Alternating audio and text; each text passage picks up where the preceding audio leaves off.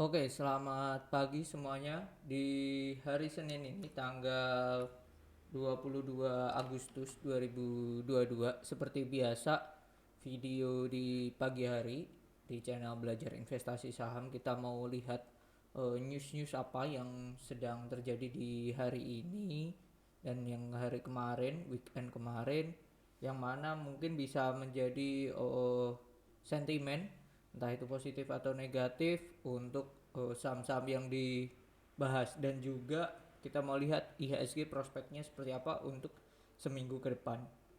Oke, kita mulai. Yang pertama itu dari uh, sumber emitennews.com, di mana berkat ekspor panel kayu, laba Wood naik 36% jadi 299 miliar di semester 1. Wood ini sektor consumer good, lebih ke uh, apa ya, furniture lah, lebih ke furniture, dan kebanyakan memang ekspor.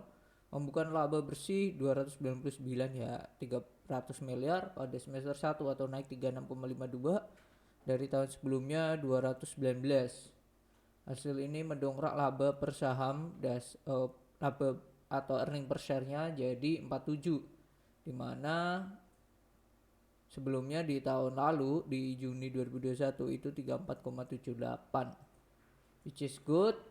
Penjualan naik 46,49 ditopang dengan peningkatan ekspor panel bangunan. Nah, ini nanti bisa dicek di laporan keuangannya apa aja yang membuat si Wood ini naiknya sangat signifikan ya, laba bersihnya 46%, which is good.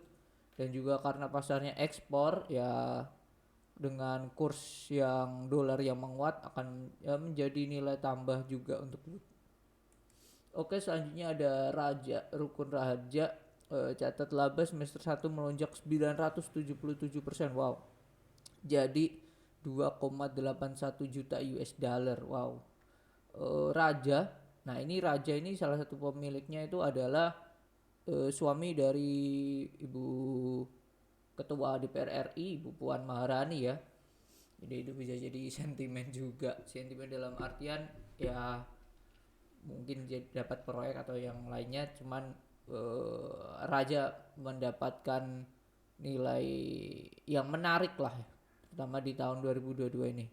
Laba naik jadi 2,8112 juta US dollar, dimana sebelumnya itu 261 ribu. Wah gila, ini naiknya gila banget ya. Laba bersih per saham dasar melambung menjadi 0,00067 per lembar. Jadi yang sebelumnya 0,00006. Naik tinggi banget. Pendapatannya tumbuh 11% menjadi, padahal pendapatan hanya tumbuh 11%. Nah, ini peningkatan penjualan gas sebesar 9%. Nah, ini yang jadi apa ya? Jadi pertanyaannya, kok bisa ya net profitnya naiknya kenceng banget padahal labanya itu cuma naik 11%. Kita baca lagi. Menariknya anak usaha menyumbang laba bersih 3,854 juta US dollar, naik 148%. Oh, ini ditunjang dengan anak perusahaannya yang naik, yang menyumbang laba kencang. Nah, ini anak perusahaan yang mana? Ini juga perlu dicek lagi di laporan keuangan. Cuman ini which is good untuk Raja, anak perusahaannya menyumbang laba lah ya. Sama juga dengan yang news sebelum-sebelumnya itu Indofood, di mana LSIP dan SIM akhirnya membukukan laba, di mana sebelum-sebelumnya kan minus tuh. Nah, itu harusnya bisa jadi sentimen positif untuk Indofood. Oke, lanjut ke masih dari metenews.com. Penjualan melonjak 105%, MDLN sulap rugi jadi laba 353 miliar di semester 1. Oke, mencatatkan arus kas operasi naik menjadi 248 miliar. Namun demikian, emiten melakukan laba bersih sebesar 353, membaik dibandingkan dibandingkan tahun lalu Juni 2021 itu rugi 410. Wow, berarti ini untung hampir 200% nih MDLN. Pendapatan tumbuh 26% menjadi 466 dan ditopang penjualan rumah tinggal dan ruko. Oke, paling banyak rumah tinggal dan ruko ini kenaikannya. Bahkan penjualan tanah itu naik, wow, menjadi naik 105%, guys. Oke, menariknya perseroan membukukan pendapatan operasional lainnya 790 miliar. Wah, ini pendapatan operasi lainnya itu apa nih? Nah, ini. Terus hasil itu diperoleh dari pembayaran obligasi, laba atas pembayaran obligasi. Berarti mereka melakukan piutang dalam bentuk obligasi, beli surat obligasi, beli surat utang senilai 746 sehingga laba usaha meningkat 289. Which is good. Nilai obligasi which is good untuk si MDLN. Bisa dikatakan pembelian obligasi tahun-tahun sebelumnya berdampak positif. Oke, lanjut ke berita dari bisnis.com. Anggaran infrastruktur 2023 naik, PTPP incar peluang IKN. Nah, ini yang pernah saya bahas, di mana nantinya akan ada proyek Kalimantan dan tidak jauh-jauh dari Karya Group lah ya, BUMN. Tuh PTPP, ADI, Waskita dan Wika, tidak jauh-jauh ke situ pasti larinya.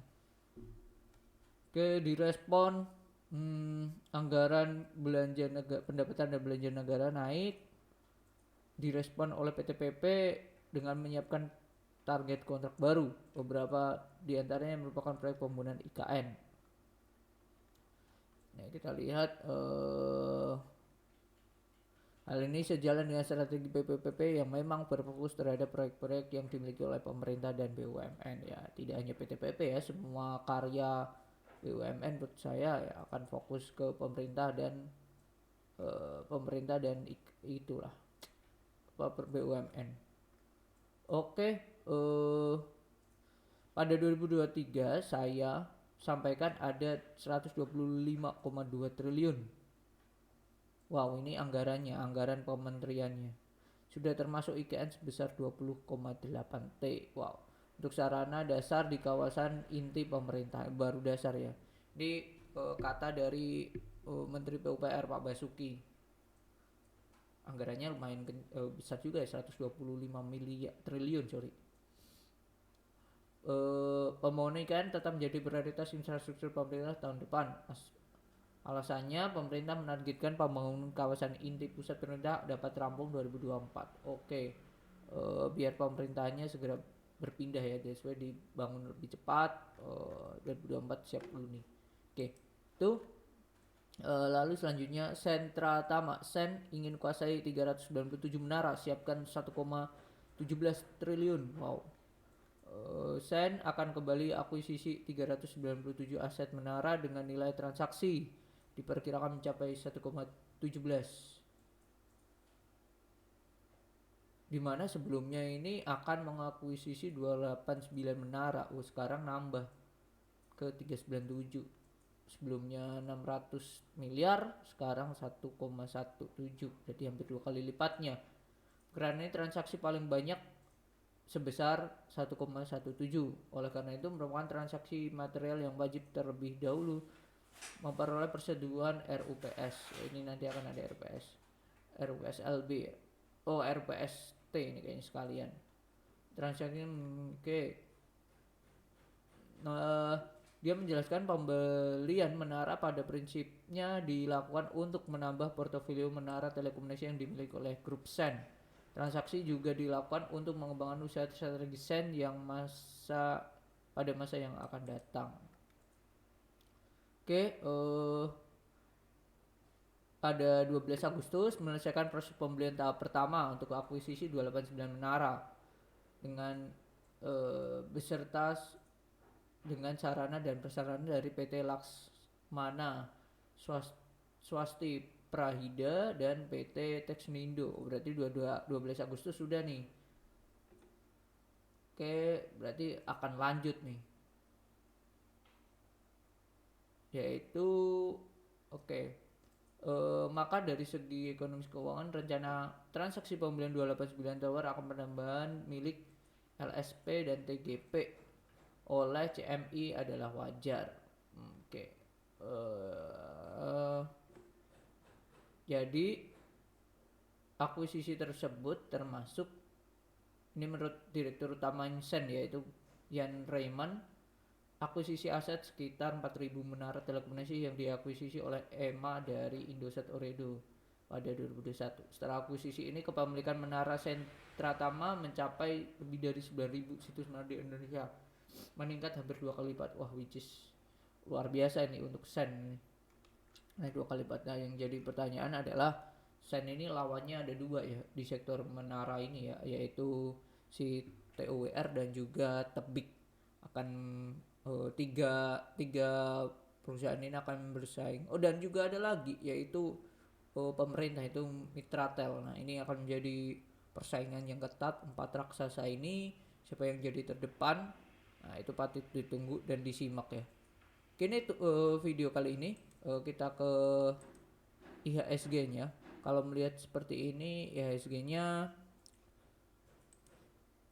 saya masih confident untuk minggu ini, prefer ke 7050 dulu lah. Tuh.